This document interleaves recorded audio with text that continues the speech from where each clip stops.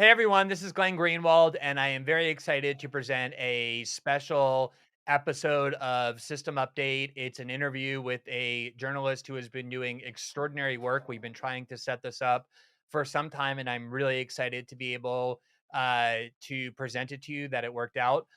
Finally, the journalist I'm going to be talking to is Julie Kelly, who is a senior writer at American Greatness. She's also the author last year of January 6th, How Democrats Used the Capitol Protest to Launch a War on Terror Against the Political Right. And her latest article from just a couple days ago is entitled Lead Prosecutor in the Gretchen Whitmer Kidnapping Trial Withdraws from the case. So, Julie, first of all, welcome. Thank you for taking the time to talk to me. And I just want to congratulate you for what I really think is the great reporting you've been doing over the last couple of years on topics that haven't gotten enough attention. Well, Glenn, thank you so much for having me on. I'm glad we finally connected, and I'm a huge fan of yours, as are so many people, and all of your hard work and your reporting. So thanks for everything that you do too. Absolutely. So, why don't we dive in?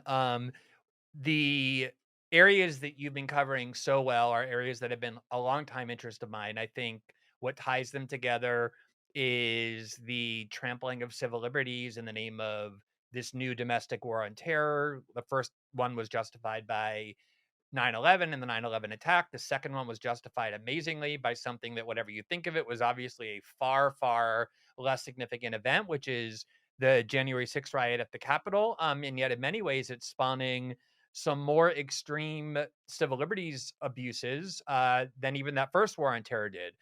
So, you've been reporting a lot and following very closely a lot of the January 6th defendants, their trials, their legal proceedings. And I just want to begin by asking a broad question. The Justice Department has acknowledged, has boasted, I guess, that this is the largest law enforcement operation in US history, which means even larger than 9/11, even larger than any of the major terrorist attacks on US soil.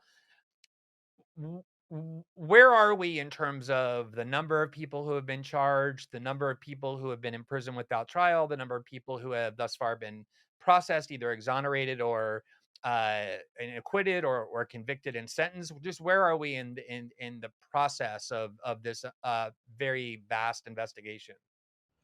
So I get that question a lot. Right now, Glenn, there are about 800 Americans who are facing criminal charges related to the 4-hour disturbance at the Capitol on January 6th. The overwhelming number of charges, however, the media wants to describe it, or Joe Biden or Merrick Garland, the overwhelming majority of charges are misdemeanors, including petty offenses, Class B misdemeanors, such as parading in the Capitol.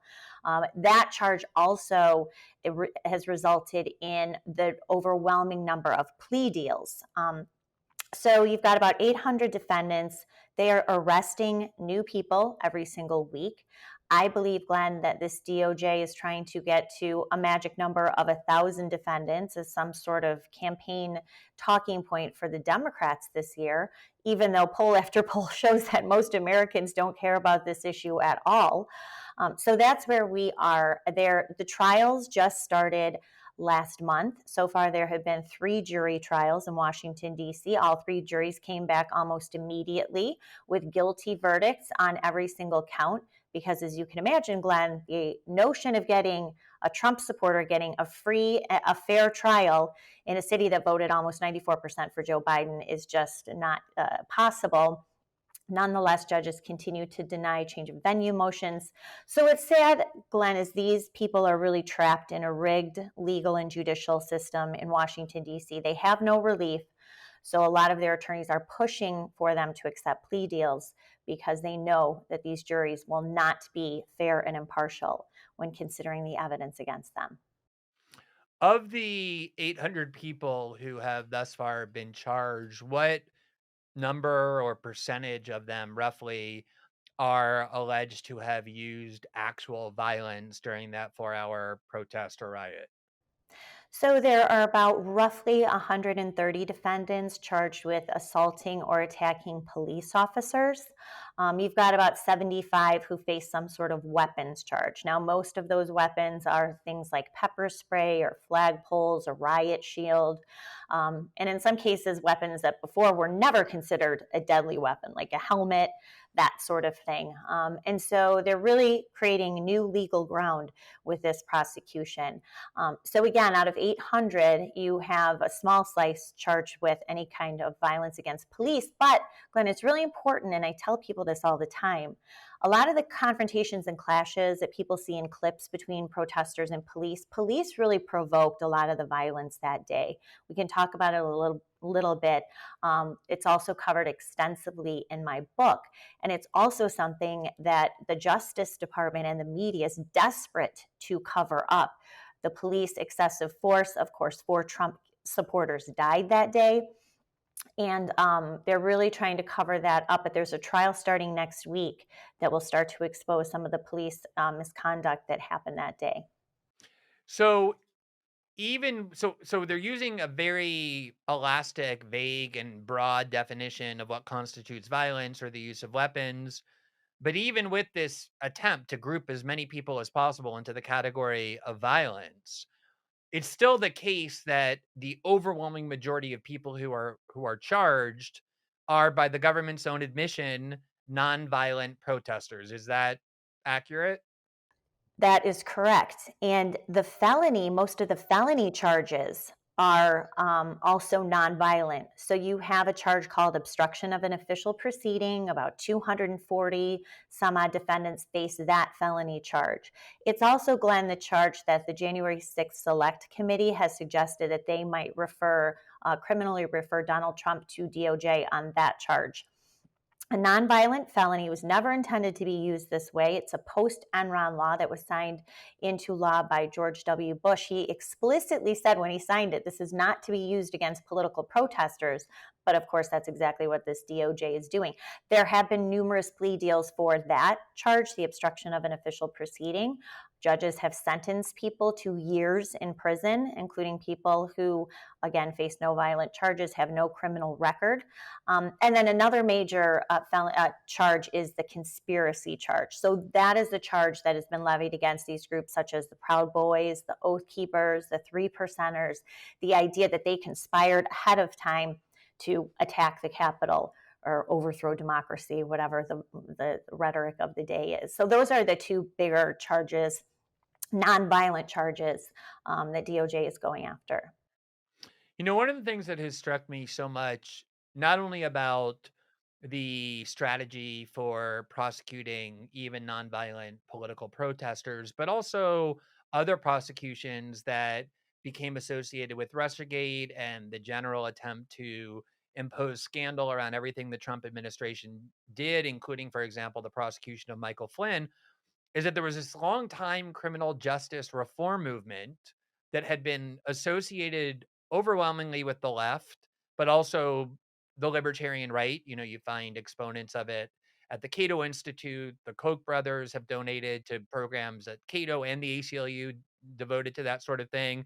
And there was some criminal justice reform effort that brought together this kind of left wing and populist right, libertarian right factions during the Trump administration that enabled some criminal justice reform to get enacted. And so often, many of the key prongs of this criminal justice reform movement, like you said, not turning into felons, nonviolent protesters, or the concern that if indigent defendants are having the full weight of the government with unlimited resources, and of course, the FBI has said they're devoting unlimited resources to this, have come crashing down on their head, there's a concern about overzealous prosecutions, the inability of defendants to have all of this has been thrown right out the window, just like in the Michael Flynn prosecution, where there was a long time theory in left wing jurisprudence. The most eloquent and assertive proponent of it was Ruth Bader Ginsburg and John Paul Stevens.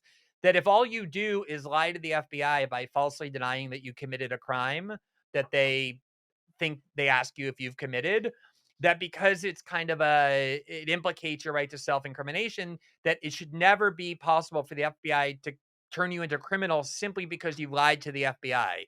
And yet that's exactly what was done with Michael Flynn, and the idea that if you plead guilty on the left has always been viewed as by no means proof of guilt because there's all kinds of reasons innocent people plead guilty, and yet all of these were thrown out the window. What are the inconsistencies you've seen in terms of how this criminal justice reform movement for so long has, warned about the dangers of overzealous criminal prosecution or excessive criminal prosecution? What are the inconsistencies between that and what's happening here with the January 6th prosecution? There are so many, and I'm smiling because I hear this from people all the time. Where are the criminal justice reform activists? Where are the civil libertarians? Where are the people on the left who, here's one of the biggest ones, Glenn.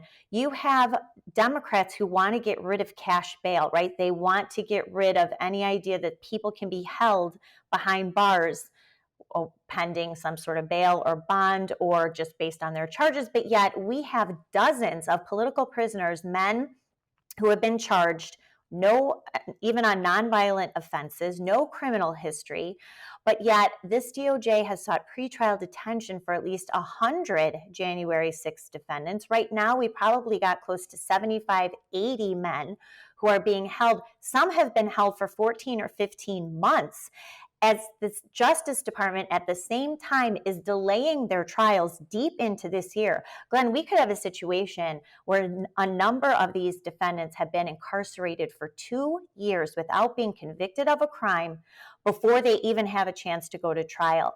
No one is speaking out against this, including members of the Republican Party. We only have a handful of House Republicans, Marjorie Taylor Greene, Andy Biggs, Paul Gosar, Matt Gatz, who have even bothered to go to this prison and confront DOJ about continuing to petition for pretrial detention. Otherwise, no one has said a word. So all the rules have changed when it comes to people who protested at the Capitol on January 6th. And I could tell you, these defendants, the detainees and their family members are so distraught that there is no one out there advocating for them, including these groups who traditionally are the first ones to step up and demand fair play and due process and everything that's not being applied to these defendants.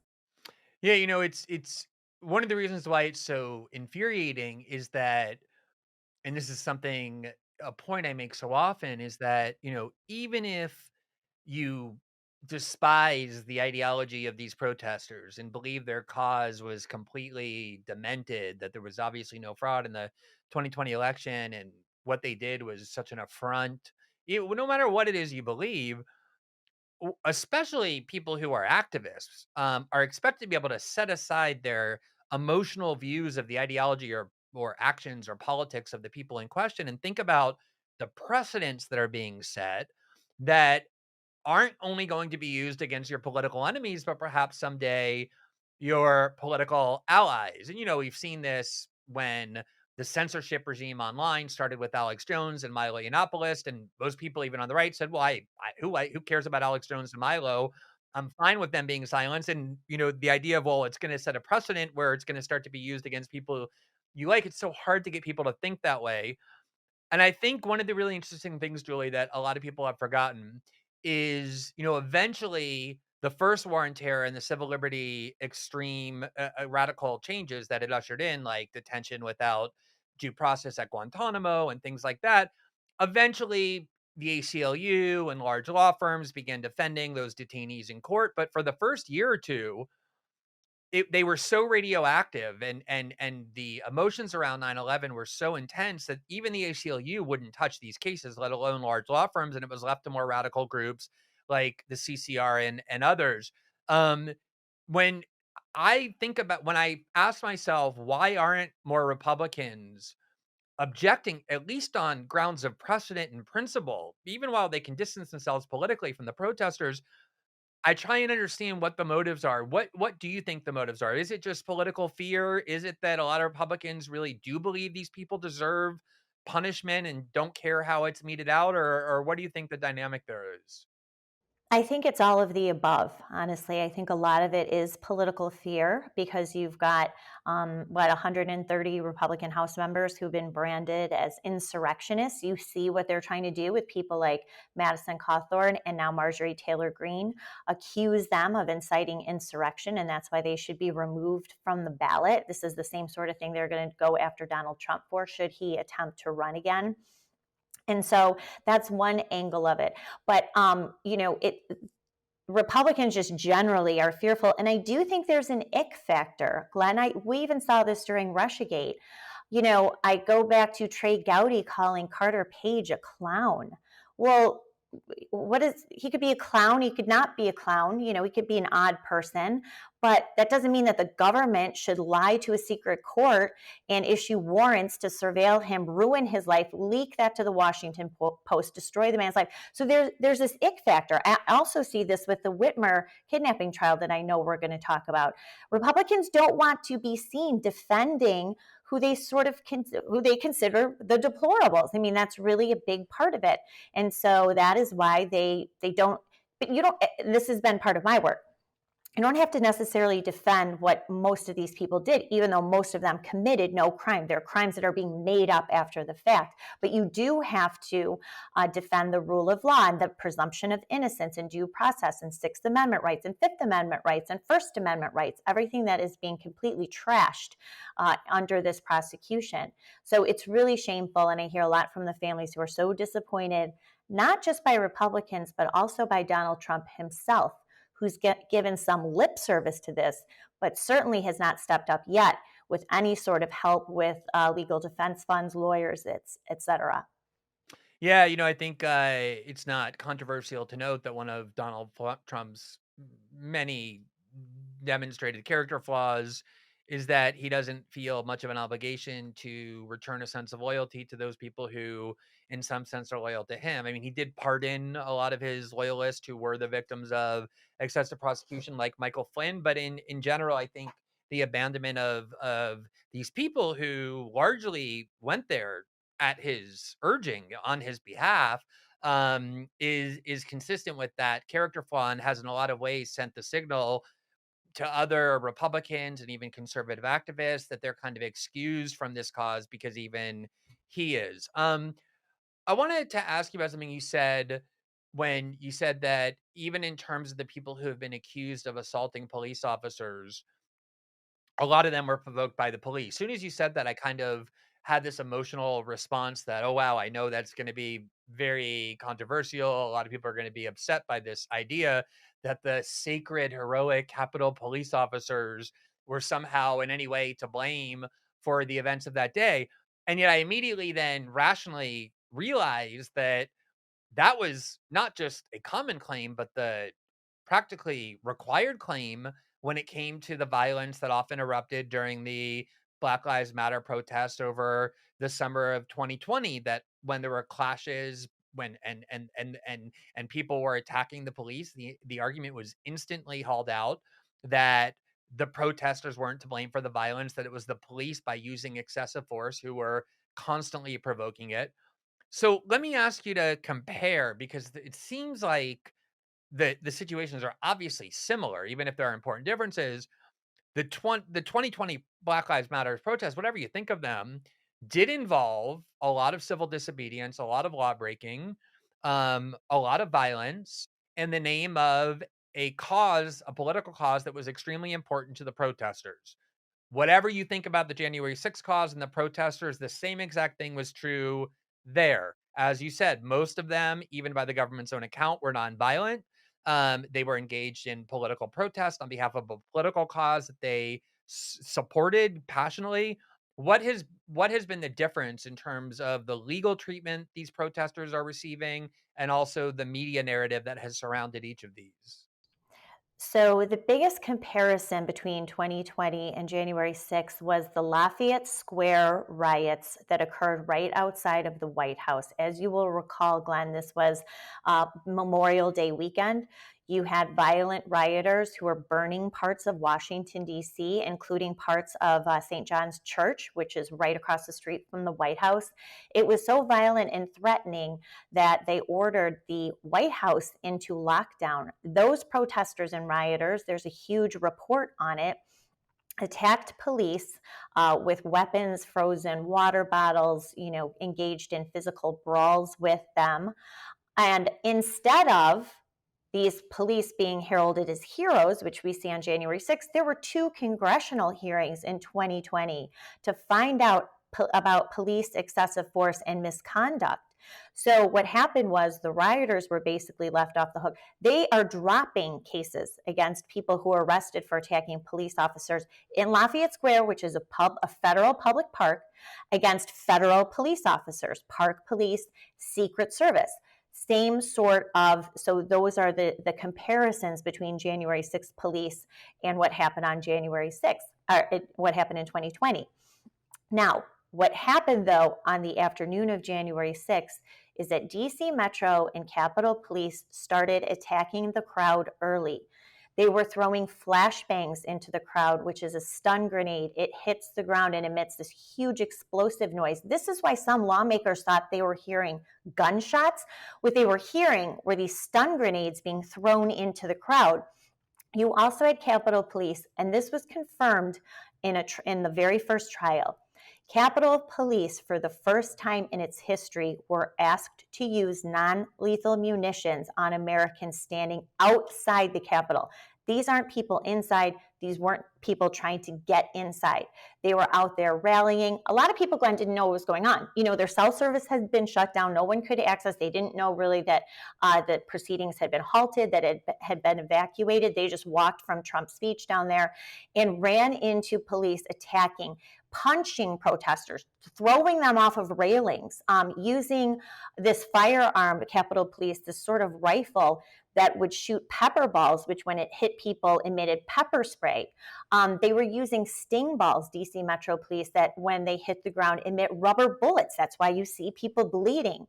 So they were doing this very early on, which provoked a lot of the confrontations. That's why you saw protesters later that afternoon screaming at police, calling them traitors, saying we've always had your back, was because they were attacking the protesters. And then, of course, after 2:45 p.m. that day, when news of Ashley Babbitt's execution and people seeing her body being dragged out so dishonorably out of the Capitol by paramedics into an ambulance, that also provoked the crowd. So the idea that police had nothing to do with these confrontations, nothing to do with this mob mentality that kind of set in later that day, all the evidence, eyewitness accounts. Now we have testimony. There's tons of video, including body-worn camera footage that shows what police did that day. And this is, I believe, one of the most underreported aspects intentionally about January 6th, which is why, Glenn, they wanted the police officers out for the very first January 6th public hearing last summer. They were crying. Adam Kinzinger was crying. They were, the victims. Well, they weren't the victims. They were the perpetrators of what happened that day. That was the most striking propagandistic component of these events, where it was January 6th, remember, took place roughly 6 months, in some cases less than 6 months after the Black Lives Matter anti-police protest movement. And the defining chant of that summer protest movement was defund the police. Left-wing groups like Antifa, but even less radical ones, would use an acronym, ACAB, all cops are bastards. The argument was the police force in the United States is inherently racist, was designed to uphold white supremacy, that the police are our enemies. We need to radically dismantle them. And then suddenly, 6 months later, we were all instructed to revere police officers, the ones who happened to work at the Capitol, to the point where we couldn't question anything they said. We were required to speak of them with reverence. The Democrats, with almost no Republican support and over the opposition of 3 members of the squad, allocated $2 billion more in spending to the Capitol Police. So the whole narrative so quickly switched on a dime for ideological reasons. I want to ask you about, for me, 2 of the most extreme events that have happened in the law enforcement process after January 6th that has alarmed me the most was number one, there's an Obama appointed judge who has regularly doled out punishments in excess of what DOJ or other prosecutors have requested, which is always shocking when a judge gives a punishment in excess of what obviously quite zealous prosecutors are demanding. And for me, perhaps the most disturbing case was the 4-year plus sentence doled out to the person who had been known as the Q shaman, who kind of became the symbol of the January 6th protesters, Jacob Chansley, even though nobody accused him of using violence. So he was a nonviolent protester given 41 months in prison simply to kind of make a point, to hold him up as an example, which is a complete abuse of the law enforcement and criminal process. What to you has been kind of the most extreme instances of abuse of power or excesses of the criminal law in all the reporting you've done? So the judge you're referring to is Tanya Chutkin. She is an Obama appointee. I think she is auditioning to get to the DC circuit. Maybe she will replace Ketanji Brown Jackson. Who knows? So she has routinely, as you said, doled out prison sentences exceeding what DOJ is recommending in their sentencing memos. Now, this again is for people pleading guilty to parading in the Capitol, a petty offense which the chief judge, Beryl Howell, said this court never even ever addresses. So DOJ will come back and say, we want 30 days in jail, we want 45 days in jail. Tanya Chutkin comes back, rants and raves about the insurrection and how everyone almost died that day, and everyone was threatened, and you tried to overthrow democracy because you walked in an open door where Capitol Police were standing, and you walked around for 10 minutes and you left. Nonetheless, Tanya Chutkin considers them insurrectionists, domestic terrorists, and she will issue prison sentences of 60 days. I believe 45 days was one, 60 days was another, a couple 60-day sentences. So that's to send a message to make sure that another insurrection doesn't occur. And then, of course, you're referring to the case of Jacob Chansley, the man who also walked through, was chatting. It's on video, chatting with Capitol Police. He walked into the Senate. He was followed into the Senate chambers by Capitol Police. He said a prayer. He did some goofy stuff. People took photos. He walked out. He turned himself into the FBI, was in prison starting January 10th of 2021, spent 317 days in solitary confinement. Another issue, Glenn, that we were talking about earlier about where the criminal reform and prison reform advocates have completely disappeared. 317 days. He has mental health issues. The judge was aware of it. Nonetheless, allow the government to torment him into a plea deal. He begged for forgiveness. He's a veteran. He has no criminal history. Nonetheless, Judge Royce Lamberth, a Reagan appointee who should have retired years ago, sentenced Jacob Chansley for 41 months in prison after he pleaded guilty to an obstruction charge. And he's in jail now and will be for the next 3 years. I guess I know the answer to this, but maybe there's a few instances that escape me that I don't know of, but I'm just gonna ask. In the first war on terror, one of the most prolific litigants and outspoken protesters of the civil liberties abuses, once, as I said, things got safer in terms of public opinion, not at the beginning, but eventually, was the ACLU. There were also a lot of liberal criminal advocacy groups and civil liberties groups objecting to multiple prongs of the war on terror, surveillance and detention and excessive prosecution, entrapment.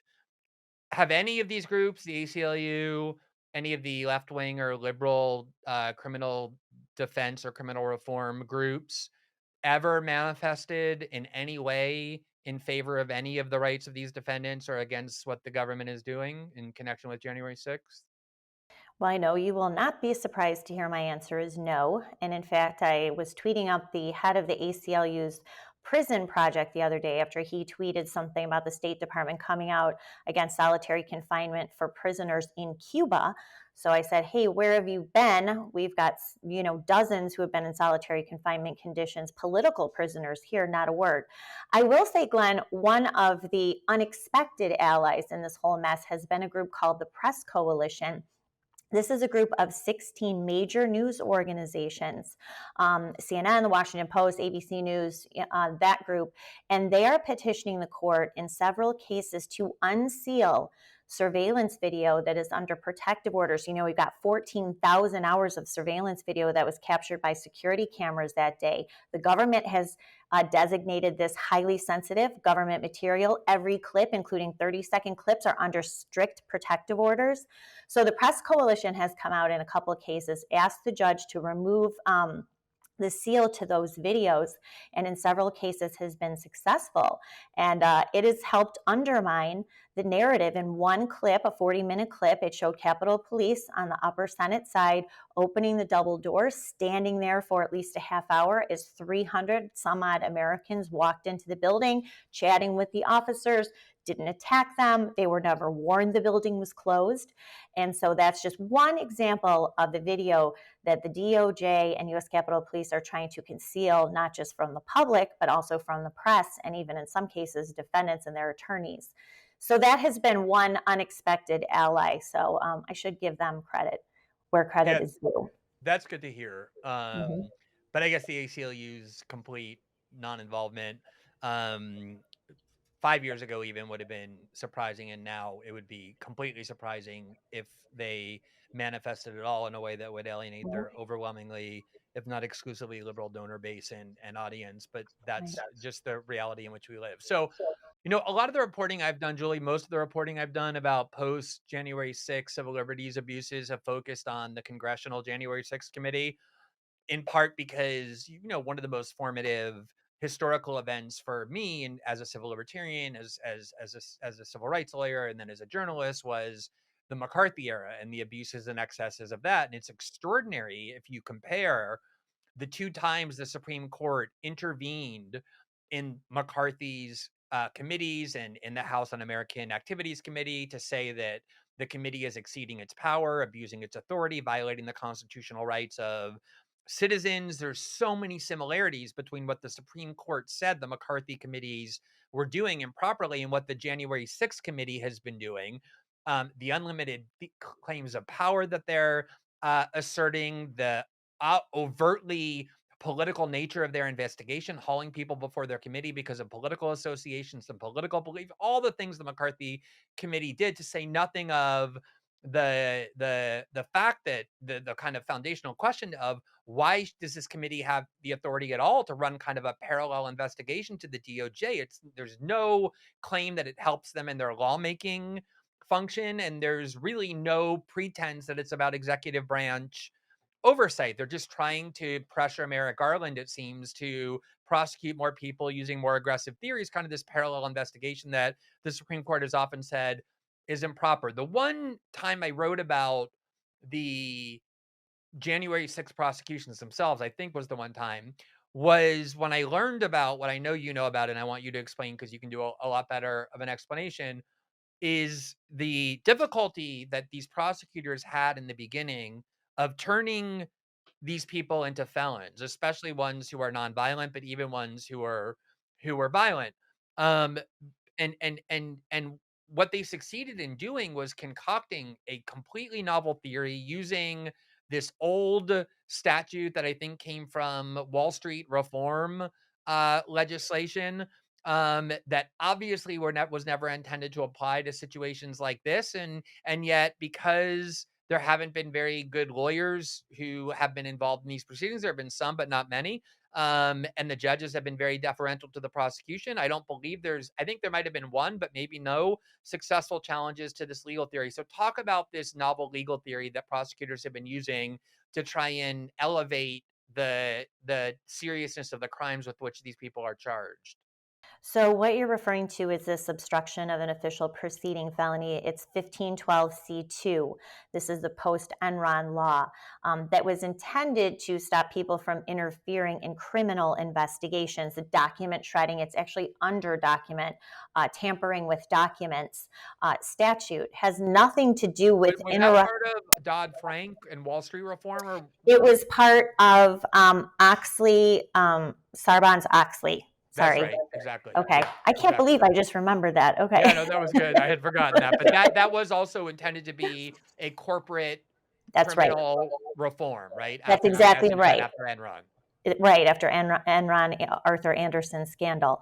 So again, it was never supposed to be used against political protesters, but this is the bastardization of the law that's happening under this DOJ, and this is the felony that at least 240 defendants face and that they're pleading guilty to. It's what Jacob Chansley pleaded guilty to. But look, Glenn, this will have ramifications. To your point, Just describe what this theory is, what this felony okay, is. How have they taken sorry. this law and applied it to what these defendants are alleged to have done? So the idea is that all of these people interrupted the electoral vote certification, which is authorized under the Constitution.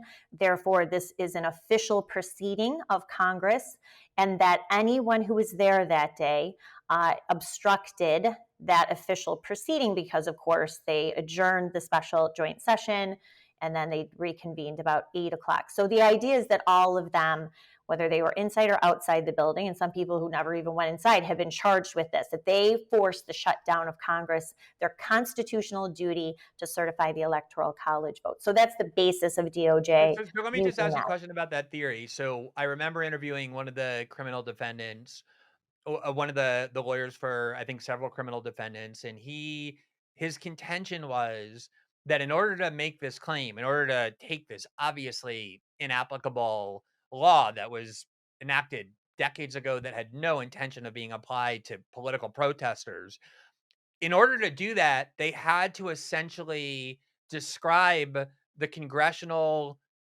process on January 6th in very similar ways as the people who inside the Trump administration were arguing, uh, who are trying to advocate that Mike Pence had the power to reject the certification of the state count. That, in other words, it's not just a kind of administrative or blind certification process, but in order for it to fall under the statute, you have to say that it's actually a decision making process on the part of the Congress that's part of the election in order to then accuse these people of having interrupted something like this. Is that the necessary premise of accusing people of felonies who interrupted this process, to say that no, the people who said Mike Pence had this power were actually right? The Congress did have more power on January 6th than just blindly certifying what the states had given them. I haven't seen that, Glenn. I know there have been several defense motions to dismiss this count. So maybe that was an argument made in a motion that I did not see. But the biggest basis is that this was never intended to apply to something like the electoral certification vote, that it's more ceremonial. But what DOJ is arguing in all of their indictments is this is a constitutional duty. But here's the biggest issue for me, Glenn, is by Congress adjourned, the House adjourned around 2:12 that day. The Senate adjourned at 2:20. The overwhelming number of people who went inside the building went inside after Congress not only adjourned or recessed, but that they had been evacuated. So, what official proceeding at that point did they obstruct? And you can't go back in time and say, well, their mere presence an hour later, Congress couldn't reconvene, so you're obstructing an official proceeding. Well, but they did reconvene at 8 o'clock. There was only a 6 hour gap, not even, between the time that the joint session recessed and they reconvened at 8 o'clock that night. So I think if we had fair judges, if we had fair juries, they would clearly be able to see, well, what official proceeding they had already recessed. They went back. Well, this is just a political protest. Americans shut down congressional hearings and confirmation votes like they did in 2018. They try to shut that down all the time. That's like what we do as Americans. That's a So why is normal it political different? protest. Is you occupy the Capitol, you interrupt hearings. Code Pink does Right. that all the time. They did that with Brett Kavanaugh. They've done it with other Supreme Court confirmation hearings with bills. It's very common to engage in exactly that kind of political protest where you interrupt congressional proceedings. Presumably, one of the dangers of this precedent is it would enable the government in the future to turn these protesters, peaceful protesters, into felons. That's exactly right. So the people who are cheering this right now, including people in the Biden regime and certainly the media, history tells us that these tools always come after the other side too. So this is going to apply to, yes, the next groups of thousands of crazy radical women who try to, occupy the Senate. Think about this, Glenn. You had Kavanaugh protesters who got far closer to U.S. senators in the Hart Senate office building in October of 2018 than they ever got to any lawmakers on January 6th. They were accosting senators like Lindsey Graham outside. They were accosting Jeff Flake in an elevator. Susan Collins got death threats. None of this happened on January 6th. But the next time, and if we have a Republican president, DOJ, and we have Republicans, say, occupying the DC U.S. Attorney's Office, then this is certainly set not just a precedent, legal precedent in charging and grand jury indictments, but now we have judges and we have juries that have affirmed that this 1512C2 can be used against political protesters. Very dangerous precedent they're setting here. Exactly. And, if you look at who the FBI currently, even under the Biden administration, regards as terror groups or extremist threats to the United States, it isn't just groups associated with the right, ones they call white nationalists or white separatists, but there's a lot of groups that have long been associated with the left. Animal rights groups, in particular, are regarded as major extremist threats in the protests that they do because of how powerful the factory farming industry is. uh, Anti-abortion activists and pro-choice activists are also regarded that way. Environmental activists are regarded that way. Antifa is regarded that way. And so the inability to see that this is not just some abstract future danger that this precedent could be applied to turn into felons, people who are engaged in nonviolent protests, but a likelihood is really kind of baffling. But again, this is the tactic they always use when you want to attack free speech. You first prosecute Fred Phelps, somebody that no one wants to defend, or Alex Jones and Milo, somebody no one wants to defend, and then suddenly the precedent is set. Let me move on just a little bit to something you alluded to earlier, which is the possibility that a lot of this is about either trying to create legal barriers to a future Donald Trump presidency, or even growing pressure to charge Donald Trump with crimes in association with January 6th. I mean, for me, it's just such an obvious contradiction that for 4 years we heard that the Trump Justice Department, particularly William Barr and Donald Trump, were corrupting American justice because the Trump was pressuring the Justice Department to prosecute his enemies, wasn't allowing the Justice Department to be independent. Now suddenly you have enormous political pressure being applied to Merrick Garland.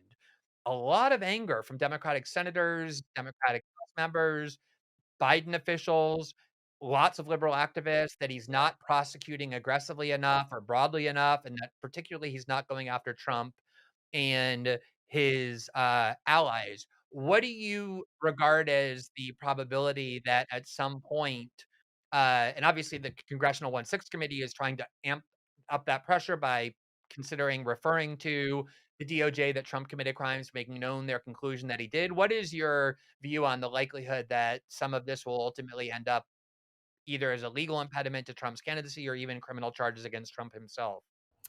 Glenn, I think it's pretty strong, honestly. I think that there are two charges that DOJ is looking at and building a case towards Donald Trump. One is the obstruction of an official proceeding, and two is a conspiracy charge. That's why you see a lot more attention to the Oath Keepers and the Proud Boys. Now, we have 13 Oath Keepers, including Stuart Rhodes, the alleged leader of the group, being charged with seditious conspiracy. The first time in 10 years, DOJ has even tried to pursue those charges. And the last time they did, a judge threw it out of court.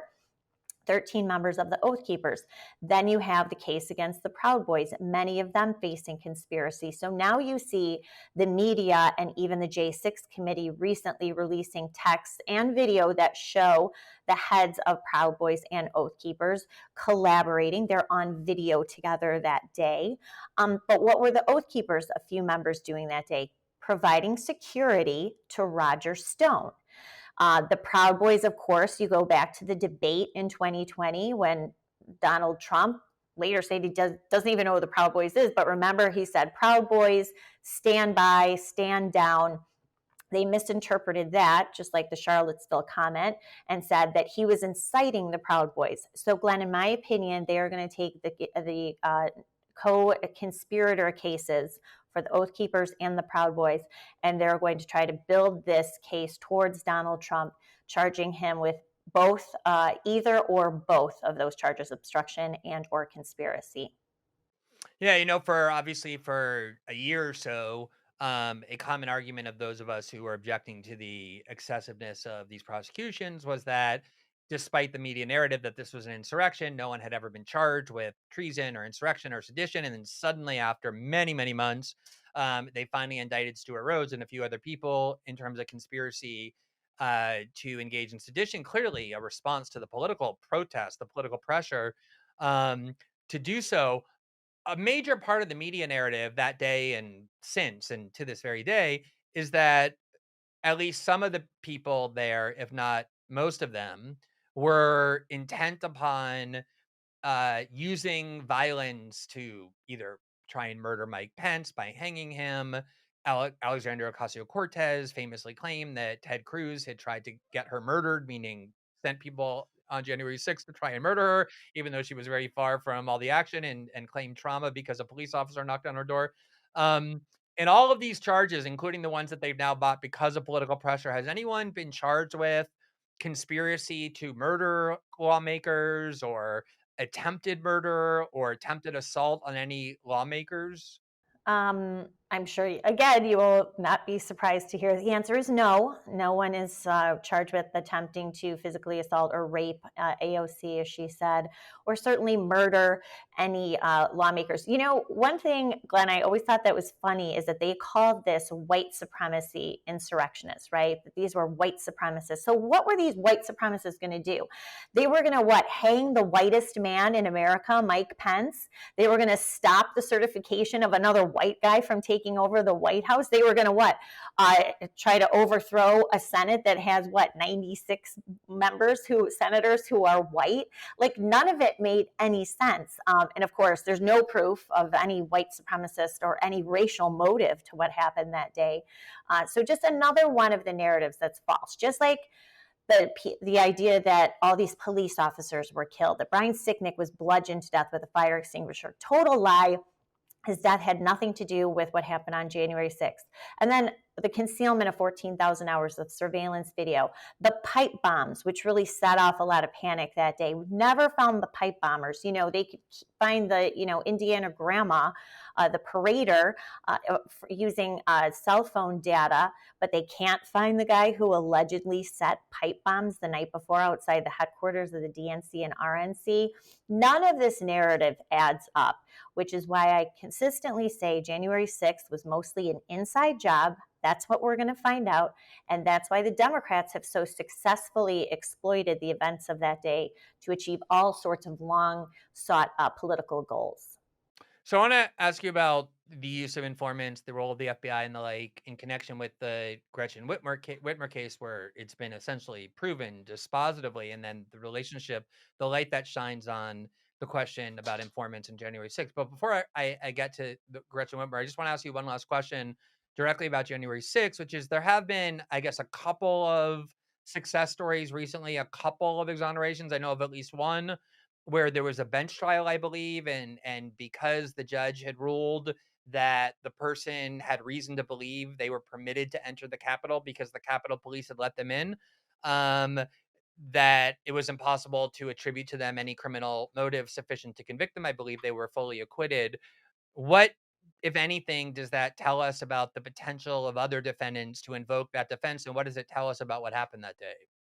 So this was a bench trial by Judge Trevor McFadden, who is a Trump-appointed judge. I don't think he has not played a hero the past year. He's also signed off on numerous pretrial detention orders, let DOJ get away with whatever they wanted to in his courtroom, including delaying trials and blowing through discovery deadlines. Nonetheless, he managed to get something right a few weeks ago, acquitted a man named Matthew Martin, charged with the four most common misdemeanors, including the parading petty offense. And not only did he believe Matthew Martin when he said he was waved in by Capitol Police, you had a top Capitol Police official for the very first time testify under oath that yes, we did allow people into the building. We were so overwhelmed that we just let them in, and then our job was just to stand there and make sure that no one got hurt. Well, this again completely contradicts the narrative that we've been told, that these people stormed the Capitol, they busted down the doors, they broke windows, they crawled in. Of course, we have eyewitness testimony, we have surveillance video that shows people walking in. Now, for the first time, we have sworn testimony by a Capitol Police official who admits that, yes, they did let people in. Now, Glenn, will that have any downstream effect on other either trials or plea deals? I don't know. I mean, I think that this acquittal is going to be an outlier for the most part. This is not how most of these trials are going to go. So let's shift gears a little bit to the Gretchen Whitmer case, which you've also been doing a great job of covering, even though a lot of your colleagues in the media have not. Although two BuzzFeed reporters in particular have, to their credit, done some great work as well on it. This is one of the things really that has kind of astounded me as well. Is a major topic I covered in my 10 years of writing about civil liberties abuses in the first war on terror was how so many of the most well publicized and touted cases by the FBI, where the FBI claimed to break up domestic terror plots on U.S. soil, typically allegedly planned by young American Muslim men or just American Muslims on U.S. soil. In almost every one of those cases, including like the most celebrated and famous ones, at the center of almost all of those plots was either an FBI informant, like a Muslim man who got caught up in criminal investigations unrelated to terrorism, like embezzlement or whatever, and they said, "We'll give you leniency if you work as an informant and infiltrate these mosques and see if you can lure people into plots." Or FBI agents themselves working undercover to try and lure people into plots. And in almost every one of these cases, the idea for the plot came from the FBI. The impetus and the animating force came from the FBI. Often money was provided by the FBI. It was offered to people who were resistant to join plots. And I would say in 90% of the prosecutions where young Muslim men were convicted of conspiracy to commit terrorism, it was often because of comments they made about their radical views of foreign policy that made them part of a conspiracy. They were sentenced to 20, 40, 50 years in prison under extremely repressive measures. They would go to Terre Haute, Indiana, be under these special administrative measures where they can't have almost any contact with the outside. I mean, really repressive stuff, most of which was engineered by the FBI. And I would write about it a lot. The FBI again disrupts another one of its terror plots, or why, if domestic terrorism by Muslims is so pervasive, does the FBI have to keep creating its own plots? And I have to say, I had very little support on the right for any of these kind of concerns. But we had, 10 to 15 years of proof and recognition about on major parts of the liberal left that this was something the FBI was doing. The FBI now explicitly says our concern is no longer Muslim terrorism, but right wing white supremacist terrorism. And so, of course, it stands to reason that they would be using the same tactics that they were using for the last 15 years so successfully in the first war on terror in the second one. The Gretchen Whitmer case is a perfect example where they announced it shortly before the election. It obviously fed perfectly into the Democratic narrative that the Trump movement was dangerous. Gretchen Whitmer herself blamed Trump because Trump was saying things like liberate Michigan. It had all kinds of political value, and yet there was no questioning of whether these people had actually done this on their own or whether they were lured and manipulated and kind of uh, driven into these plots by the FBI. We've now had a trial recently where there were, as I understand it, two exonerations to a failure to convict any of the four defendants who were initially charged. What do we know about the role that the FBI, its informants and agents have played in that terror plot? And what does that either tell us, or what questions should we be asking about a possible FBI role in the Capitol riot that took place just a few months later?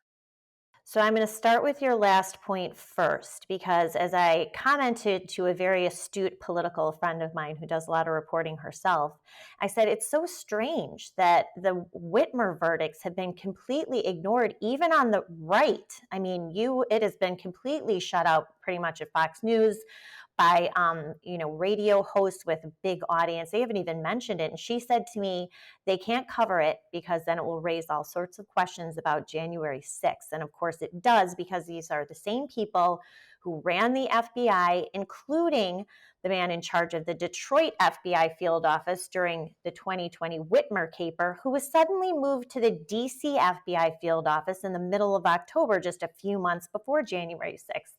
But Glenn, look, I covered this extensively before the trial. I covered almost every day of the trial and certainly the verdict. The verdict was stunning because the defense solely relied on a case of an argument of FBI entrapment. And the judge, who I thought did a very good job in the trial, nonetheless gave the government basically everything it wanted. It withheld hundreds of texts between FBI handlers and their numerous informants, telling them exactly what to do with their targets. But the bottom line is, but for at least a dozen FBI agents, more than a dozen undercover agents, informants, FBI agents working out of multiple field offices in numerous states. This was a huge operation.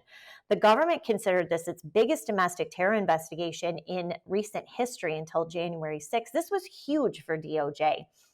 But what came out in motions that were filed starting last summer by the defense attorneys, public defenders who did such a great job, their court filings, and then of course the trial exposed that but for the FBI, these men they didn't even know each other before this was put together. The FBI specifically stitched these men together. One of them had been on an FBI watch list from 2019 for posting anti-government and anti-law enforcement sentiment on his Facebook page and in YouTube videos. So they stitched these poor people together. But for the FBI's involvement, planning all of the excursions, including field training trips and surveillance trips to Whitmer's vacation cottage, paying for hotel rooms, paying for parties, paying for outings to Buffalo Wild Wings, everything that was detailed in the trial. It never really even did come together. In fact, in August, when this ragtag group wanted to disband, the FBI handler specifically told two informants, you have to keep this group together. And then that is when October 7th and 8th, these arrests were announced right as people were voting. And of course, this led to Gretchen Whitmer going on a nonstop sob story publicity tour. Joe Biden was ranting from the campaign trail about Donald Trump, inciting militiamen who wanted to kidnap and kill Gretchen Whitmer. There was a separate plot the FBI tried to put together to kidnap and kill Ralph Northam, the Democratic governor of Virginia. I mean, this was insane stuff. The jury saw right through it, acquitted two men outright, hung jury on the other two, and amazingly, maybe not, Glenn, maybe you won't be surprised by this, DOJ is planning to retry the remaining two defendants and try to get some win after this devastating but well-earned defeat in a Grand Rapids courtroom a few weeks ago. Yeah, one of the things that you can't help but notice, and I was talking about this the last couple of days in the context of the Washington Post and Taylor Lorenz's doxing of the woman behind the right wing conservative libs of TikTok account. And I emphasize the ideology because that was obviously the reason, is that so much of journalism has now abandoned, corporate journalism has abandoned skepticism of and concern about the power exercised by the US security state, the FBI, the CIA, the Pentagon, Wall Street, Silicon Valley, traditional centers of power that journalism was supposed to check, and instead focuses on individuals with the wrong ideology, which typically means some sort of pro-Trump sentiment. And one of the things that was incredible was that when people started raising questions first about FBI involvement in the Gretchen Whitmer case, and then also asking questions about what that might say about the FBI involvement in the January 6th case. And we know that, even the New York Times said that the FBI had at least one informant on the ground, probably two on the ground. They clearly had their hooks in the three groups that primarily are accused of organizing it: the Proud Boys, the Oath Keepers, and the Three Percenters. There was this kind of instinctive and reflexive and unified mockery on the part of, most of the corporate media over the mere possibility that the FBI would ever do something like that, notwithstanding the long history of the FBI doing exactly that. And now this very recent example where they were proven to have done that. What role, as somebody who's, kind of covered this as a largely independent journalist cutting against the grain, what role has the corporate media played in circulating false narratives about all of these events and stifling legitimate questions from being explored? Like, how important are they, do you think? I mean, it's astonishing to see how they have not just ignored the Whitmer verdicts, but completely reject the idea that this FBI could have been involved in any way in the events of January 6th. Back in the day, this would have, to your point, this would have been something the media would have been all over. Investigative journalists would be tripping over themselves. They would be at the homes, of these defendants asking them, how did the government do this to you? Tell us your sob story. There's none of that. It has been completely blacked out. And the New York Times piece back in September by Alan Fuhr, when he confirmed that at least 2 informants were on the ground with the Proud Boys that day and had infiltrated the group months before, he got a lot of blowback for that. Like, well, of course there were informants in the Proud Boys. That's the FBI's job. They're supposed to be in those military groups and make sure they're behaving. Well, no, that's not what they were doing. Because as you know, Glenn, when Republican senators confronted Jill Sanborn in January of this year during a Senate Judiciary Committee hearing, specifically asked her 2 times, did any FBI agent, undercover agent, or informant either incite or was engaged in violent behavior on January 6th, she wouldn't answer the question. So this is another hugely underreported story because they don't want to confront the idea that what we saw on January 6th or what the American people thought they saw that day was not actually what happened. That so much of it was pre-planned months in advance, relied on not just FBI undercover agents and informants. In fact, real quick, in the Whitmer trial, the government wanted to conceal from the jury and from the press the true identities of 2 undercover agents and asked that the courtroom reporter not sketch their images because they were involved in other domestic terror investigations. Well, obviously, that's January 6th. So the judge, to his credit, that was one thing he did not let the government do. But at some point, we are going to realize that those 2 undercover agents were involved in January 6th, probably before and during. But that's just part of the tie-in, and then just part of the media and Republican lawmakers, by the way, completely ignoring this massive scandal of federal government involvement in what they consider a domestic terror attack comparable to 9/11. Well, Julie, I am certain that our viewers understand why I've been so persistent about trying to get something scheduled with you. I think your reporting, just standing on its own, has been fantastic, intrepid, and persistent, and it's especially been valuable to me because so few people are covering these incredibly consequential government events. I really encourage everybody to follow Julie's reporting and writing at the American Greatness. You can also follow her on Twitter, where I do at Julie_Kelly 2. We'll put that on the screen because it's a little difficult. And I can't recommend highly enough her book that was released at the end of last year, January 6th, How Democrats Used the Capitol Protest to Launch a War on Terror Against the Political Right. As many of you know, this has been a major theme of mine over the last year as well, that this new domestic war on terror has been ushering in a very kind of subtle and insidious way, a serious assault on civil liberties. And this book uses original reporting and just kind of a broad eye view of the events over the last year and few months to really put it all together. So I highly recommend this book as well. And Julie, I want to just thank you so much for the reporting you've been doing and the time you've taken to talk to me about it. Well, Glenn, thank you so much for having me on. Thank you for always sharing my work, and thank you for the journalistic courage that you show every day. I'm very grateful to have you on our side. So thank you.